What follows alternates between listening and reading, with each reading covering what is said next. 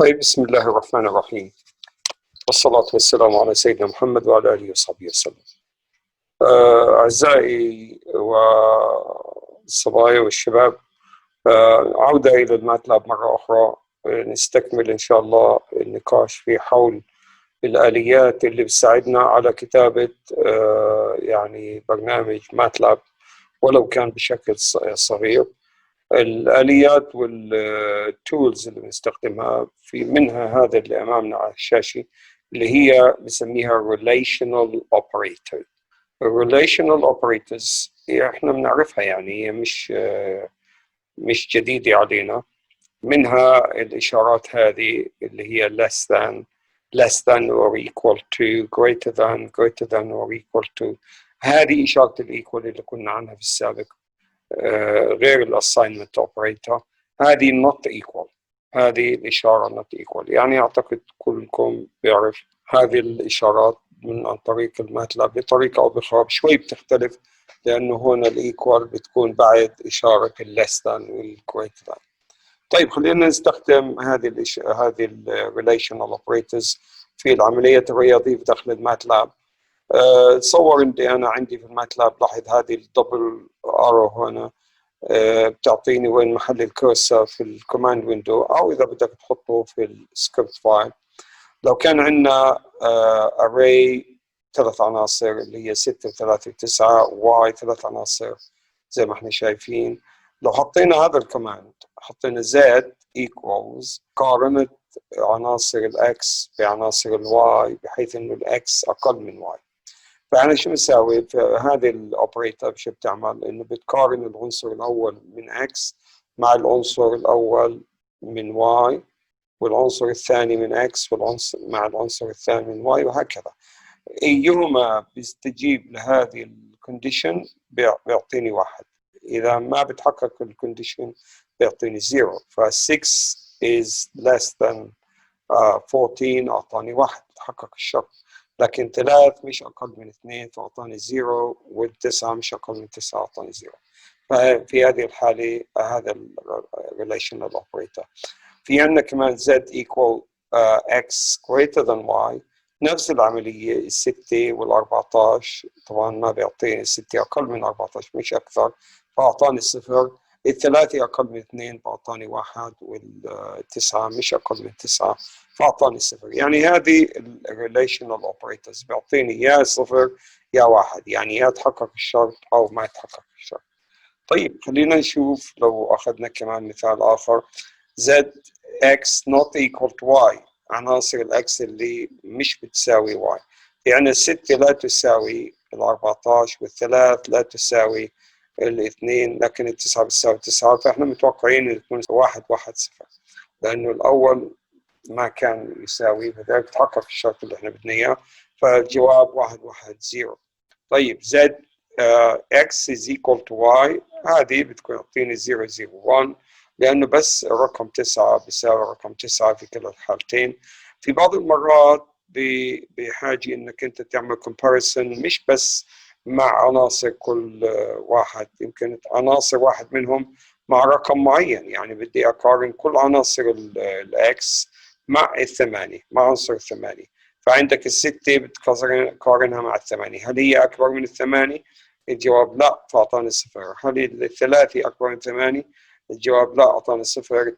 9 أكبر من 8 أعطاني 1. طيب، في عندنا كمان فانكشن يعني لازم نعرفها اللي هي الفايند. الفايند هذه إذا بيتبعها اسم الأري فبتبحث عن العناصر اللي مش صفر في داخل الأري وبتعطيني مكانها، ما بتعطيني قيمتها. يعني خلينا نشرح هذا بشكل مثال. لو كان عندي x بتساوي -2 0 on 4، لو حطيت y equal find x يعني find the non-zero element of x واعطيني اماكنهم. فاعطاني الاول، لاحظ مكان الاول اللي مش صفر اللي هو الاول، والمكان اللي مش صفر الثاني اللي هو رقم 3. الوسط هذا صفر فما اعطانيش اياه، بس اعطاني اماكن العناصر اللي مش صفر، طبعا كان سالبي او موجب. لو عملنا مقارنه مع حطينا في الحالات السابقة كنا نقول x less than y. طب لو حطينا x خارج هذه أو y خارج هذه وعملنا عملية المقارنة بس حطينا x براها، فبيعطيني قيمة الx أو العنصر اللي في x اللي بيحقق هذا الكونديشن. x بتساوي 3 و6 و3 و9 و11، هاي عناصر الاكس. والواي برضه 4 عناصر، 14 و2 و9 13. فاليو، لاحظ هنا اكس، حطيت لي اكس بس الشرط بدي اكس اقل من واي، فبدي اقارن زي ما قارنت في السابق كل عنصر باكس مع العنصر اللي في مقابله في واي، بس اذا الشرط تحقق بيعطيني العنصر قيمه العنصر اللي في اكس اللي بيحقق هذا الشرط. ف6 و14، هل 6 اقل من 14؟ الجواب فاعطاني اكس اللي هي قيمتها 6. طب لو حطيت واي هون بيعطيني 14، بيعطيني قيمه العنصر اللي من الواي اللي بحقق الشرط. طيب الثلاث مع 2، هل الثلاثه اقل من 2؟ الجواب لا، ما بيعطينيش لا القيمه ولا بيعطيني انه صح او خطا. طيب التسعة مع التسعة برضه هذه مش أقل، برضه بيعطينيش إياها بتجاوبش معها. بس ال11 وال13، ال11 أقل من 13 فبتحقق الشرط، فبيعطيني قيمتها اللي في الإكس اللي بتحقق الشرط اللي هي 11. أرجو إنه يكون مفهوم هذا. طبعا اللينث برضه فانكشن في الماتلاب. اللينث بيعطيني عدد العناصر الموجودة في أي array. يعني لو حطيت length وحطيت x بين أقواس بيعطيني 4، لأنه في داخل x فيها 4 عناصر. نفس الشيء length y برضه 4 عناصر. طيب الآن نيجي على tool مهمة جدا في الماتلاب اللي بنسميها ال if statement. ال if statement مهمة لأنها كل ال relational operators اللي تكلمنا عنها بتكون منطبقة معنا هون. كيفية يعني شو السينتاكس تبع الاف ستيتمنت؟ السينتاكس بيكون كالتالي: نبدا بكلمه اف، ودائما ابدا ب small letters، ممنوع استخدم capital letters. اف، بعدين بنحط الاكسبريشن اللي احنا بدنا اياه اللي بدنا نحققه، بعدين بنقول اذا تحقق هذا بنحط الكوماند. شو نعمل اذا تحقق هذا الشرط؟ نعمل الكوماند اللي احنا بدنا اياه. طبعا يمكن في عندي شرط اخر انا كمان يتحقق، else if expression. else if هذا إذا كان في شرط آخر،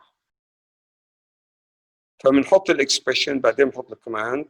else يعني في كمان شرط أخير، else بيعطيني الكوماندز، ما بيش شرط يعني بحطش الشرط. ليش؟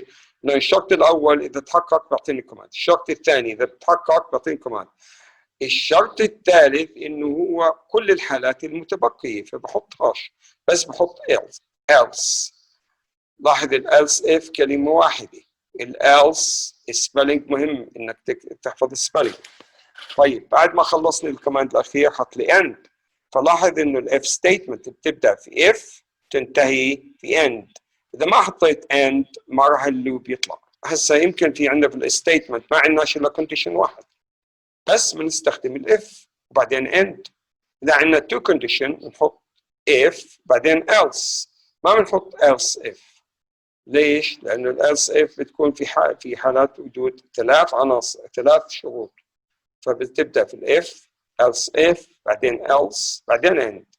اذا كان عندنا شرطين تبدا في if بعدين else بعدين الاند، وهكذا. طب لو كان عندنا 4 شروط، الاولى بتكون if بعدين else if للثانية، else if للثالثة، else للرابعة، بعدين نطلع.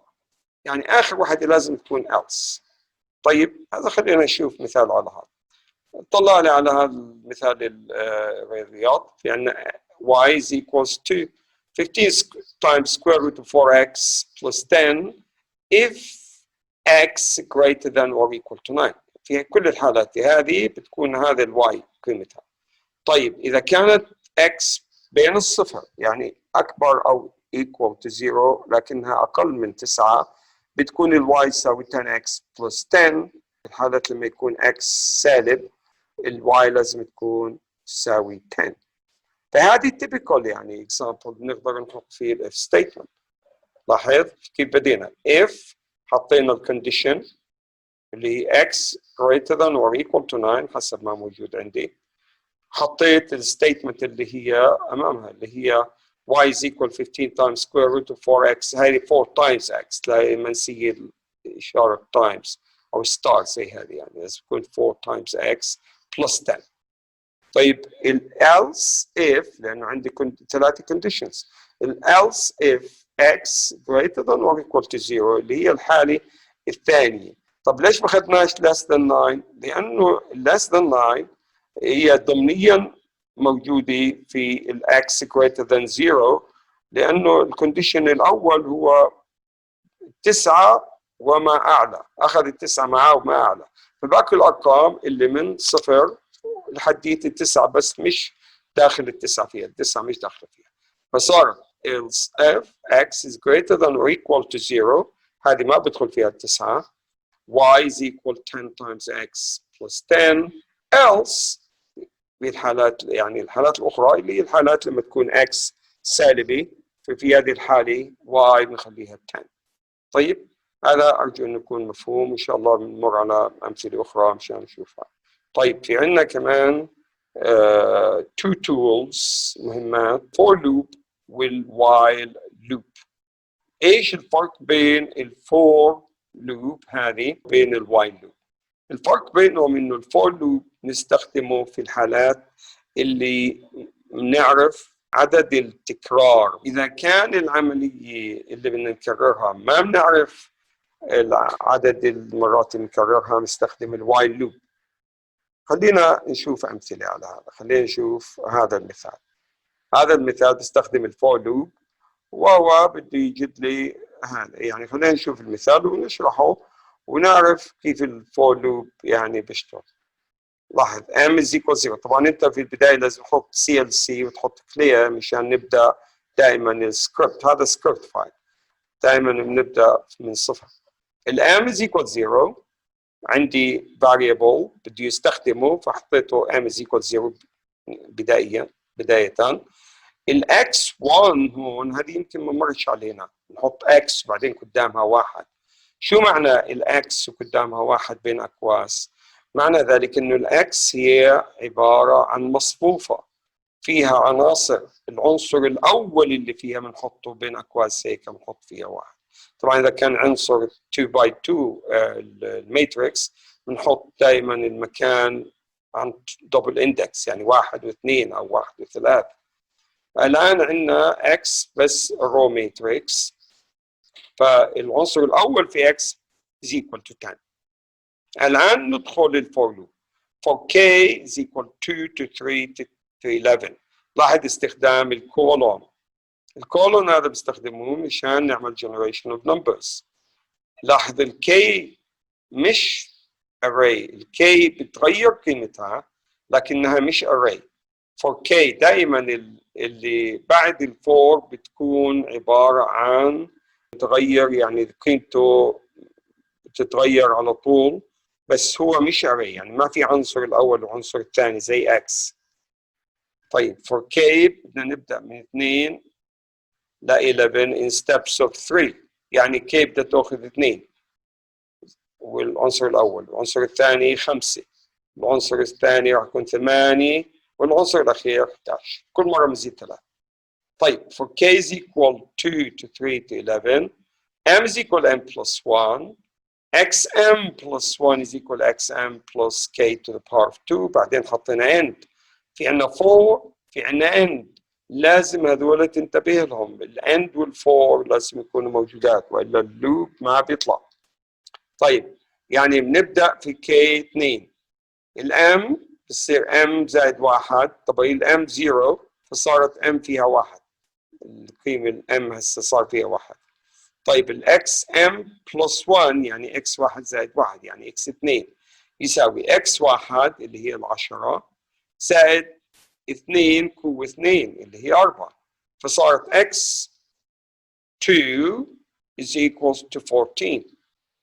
واضح؟ لأنه هذه 10 وهذه 2 قوة 4، 2 قوة 2. طيب لو الآن بنرجع مرة ثانية، لأنه الفور لوب لازم يستنزف كل القيم لكي. فالكي أول شيء 2 خلصناها. الكي طيب لما تكون 2 زائد 3 بيساوي 5، لأن كي بيساوي 5. ام بيساوي ام بلس 1، ما هي كانت الام 1 هسه قبل يعني في اللوب السابق، صارت هسه قيمتها 2.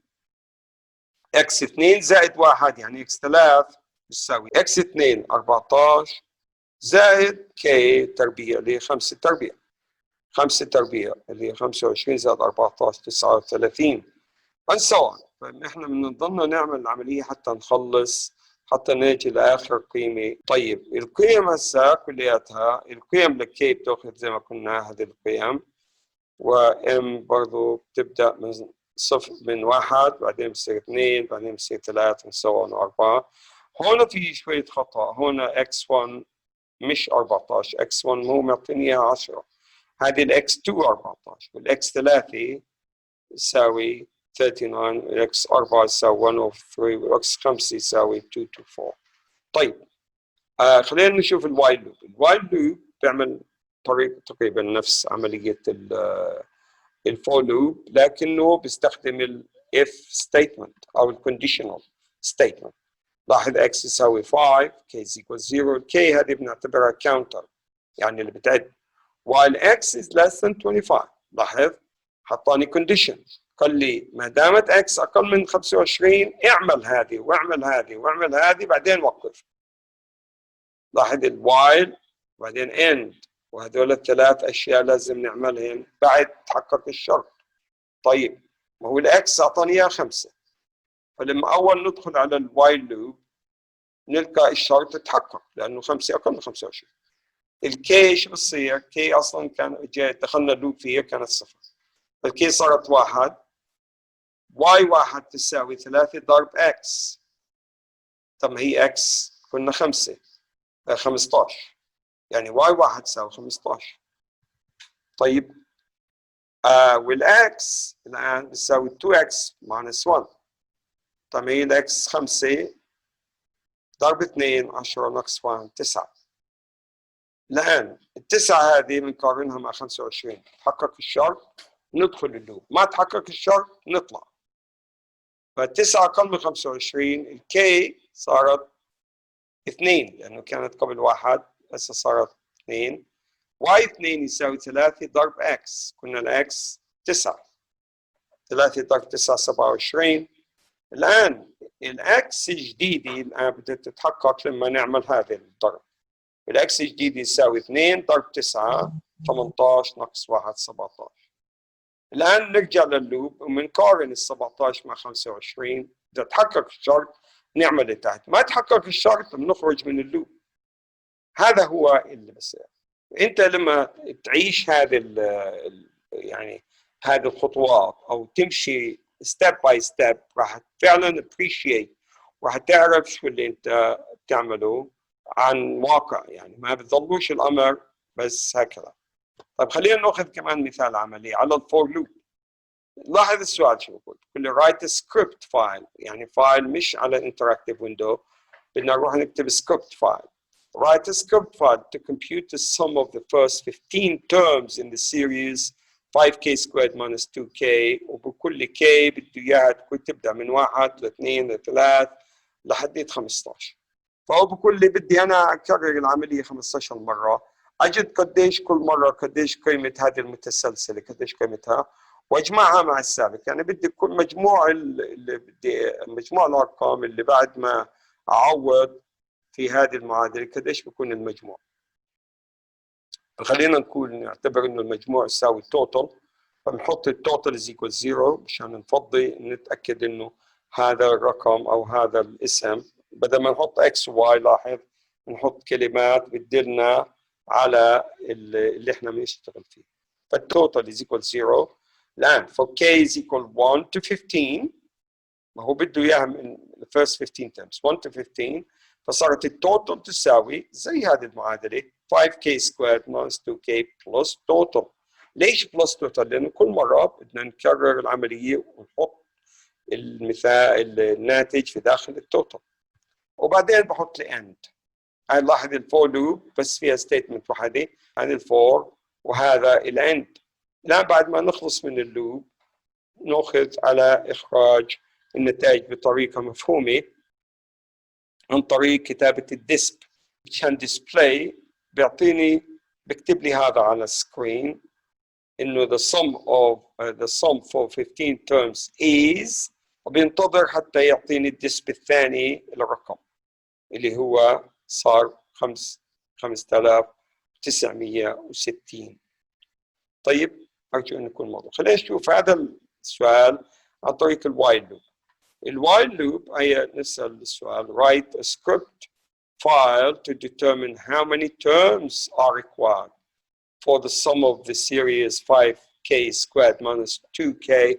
اوكي بتبدا من 1 و2 و3 وهكذا، يعني حتى يصل الى 10,000 او اكثر، يعني المجموع يصل ل 10,000 اكثر. كم مره بدي لازم اكررها؟ هذا السؤال. لازم استخدم الوايل لوب. فكيف نبدا؟ نقول التوتال is equal 0 k is equal 0. هذه الكي is counter. الوايل total is less than 1e to the power 4 او 1e plus 4. هذه زي ما احنا بنقول 10 قوه 4.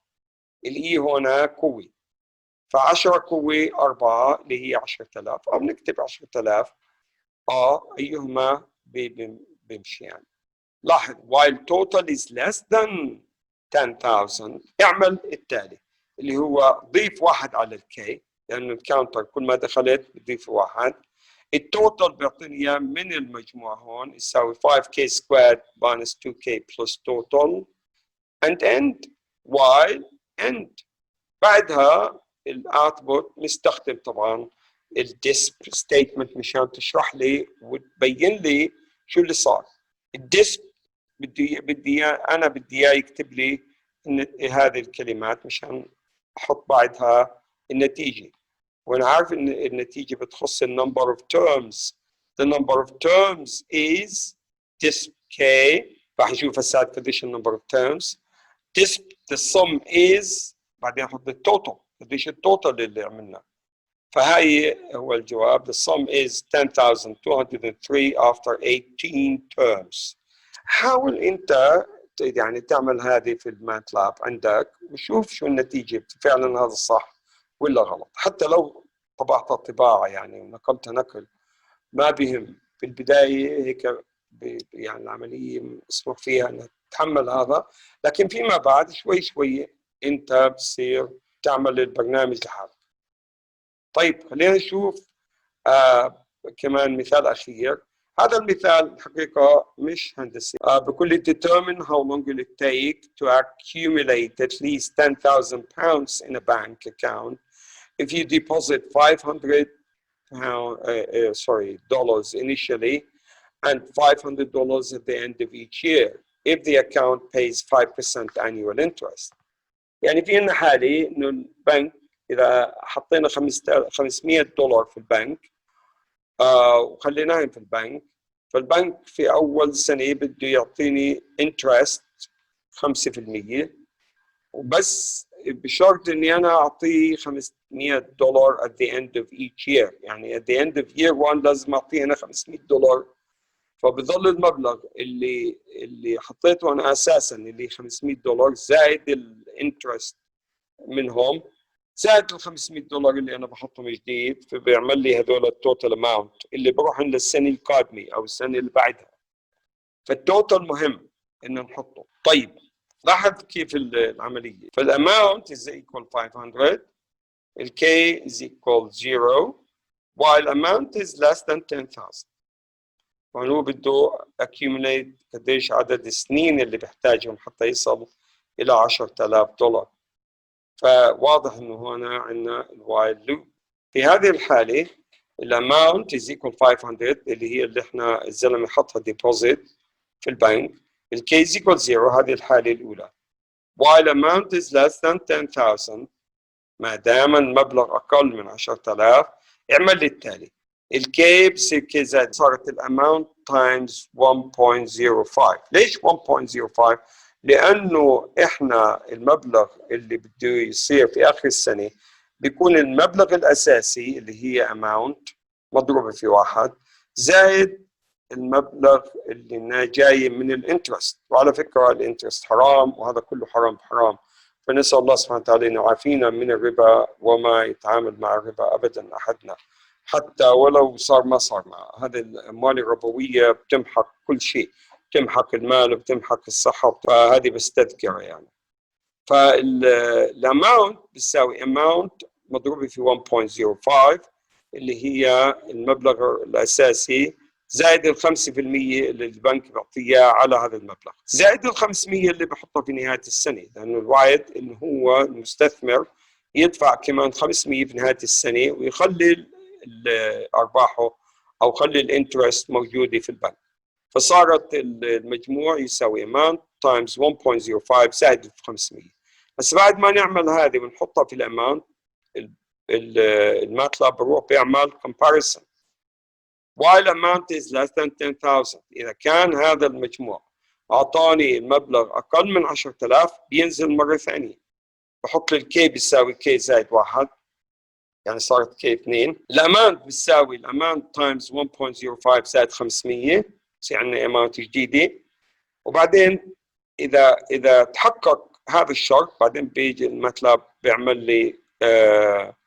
لي كومباريسون للأماونت مع ال 10,000. إذا زاد أو يساوي 10,000 بيطلع من اللوب. لاحظوا أنا ما استخدمش الديسب، ما بدوش أشرح، يعني مشان يقول لك إنه والله بإمكانك إنك تحط الأرقام بس إذا أنت عارفها، بس تحط الأرقام، اسم الرقم بيعطيك إياه قديش هي. في الأماونت والكي، الأماونت بيعطيني قديش المبلغ لما يحقق أكثر من 10,000، والكي عدد السنين. فهي الحالة إحنا طلع لي المبلغ بعد 14 سنة بيطلع المبلغ 10,789 دولار. إلى هذه المرحلة وصلنا إلى نهاية هذا الشابتر، وإن شاء الله بنبعث لكم بعض الأسئلة مشان تحاولوها أنتم بأنفسكم. بعيد بكرر أهمية إنك تركب الماتلاب على جهازك بأسرع وقت ممكن، لأنه الزمن عم بيمشي بسرعة. فركب الجهاز. أنا رحت على الجامعة عدة مرات لكن ما وجدت المهندسة اللي أنا كنت شايفها، بس أنت حاول عن طريق، يعني في بعض الشباب ذكروا إنه بدهم يحطوا الماتلاب على موقع للمجموعة، وإن شاء الله أنت بتركبه على جهازك مشان تعرف تطبق، لأنه لسه إحنا هسه في بداية الطريق. طيب أشكركم إلى هذه النقطة، والسلام عليكم ورحمة الله وبركاته.